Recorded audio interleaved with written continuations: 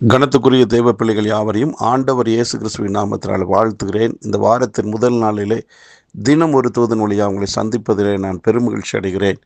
இந்த நாளிலே லூக்கா எழுதின சுவிசேஷம் 10வது அதிகாரம் 42வது வசனம், தேவையானது ஒன்றே, மரியாள் தன்னை விட்டு எடுபடாத நல்ல பங்கை தெரிந்து கொண்டாள் என்றார். ஆண்டவராகிய இயேசு கிறிஸ்து மார்த்தாள் மரியாள் வீட்டில் சொன்ன நல்ல வார்த்தை. அவர் வீட்டுக்கு ஆண்டவர் போகிறாரு. பல்வேறு விதங்களில் மார்த்தாள் ஆண்டவரை கவனிக்க விரும்புகிறாள். அடுத்து மரியாள் ஆண்டவருடைய பாதத்தில் அமர்ந்து கொண்டு இயேசுவானவருடைய வாயிலிருந்து புறப்படுகிற வார்த்தை மட்டுமே கவனித்து கொண்டிருந்தாள். இறுதியிலே ஆண்டவர் சொன்ன வார்த்தை, மார்த்தாளே, நீ பல வேலைகளை குறித்து யோசித்து கவலைப்பட்டு கலங்கிட்டு இருக்கிற, ஆனால் மரியாள் என்ன செஞ்சான்னா நல்ல பங்கை தெரிந்து கொண்டாள். அந்த நல்ல பங்கு என்பது அவள் ஆண்டவரிடத்திலிருந்து ஒரு காலம் எடுத்து கொள்ளப்படவே முடியாது. ஆண்டவர் கொடுத்துட்டார்னா கொடுத்தது தான். அப்படிப்பட்ட பங்கை அவள் எடுத்துக்கொண்டாள் என்று சொல்லுகிறார்.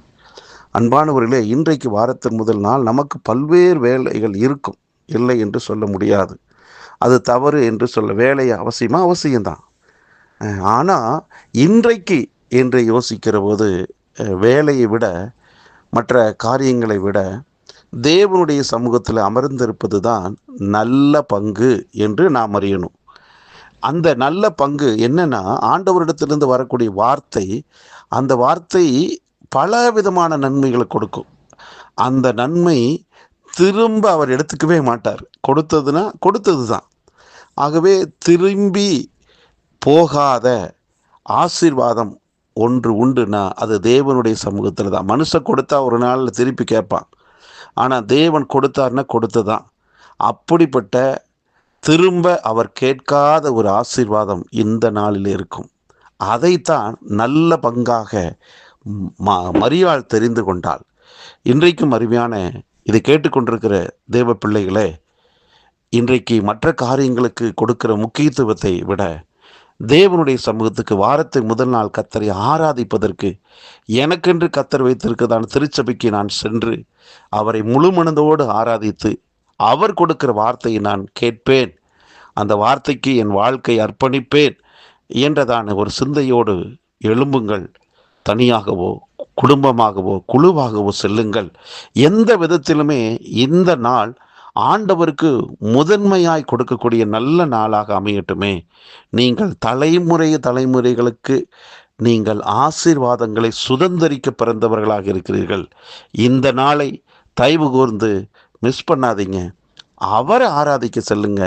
ஆசீர்வாதத்தோடு திரும்பி வீட்டுக்கு வாங்க. நன்மையை கிருபை உங்கள் வாழ்க்கையில் தொடரட்டுமே. நல்ல பிதாவே, இந்த நல்ல நாளுக்காக நன்றி. ஆண்டவரே, எங்கள் வாழ்விலே வேலையை காட்டிலும் மற்ற முக்கியமான என்று சொல்லக்கூடிய எந்த காரியத்தை காட்டிலும் தேவனை ஆராதிப்பது தான் முக்கியமான காரியம்.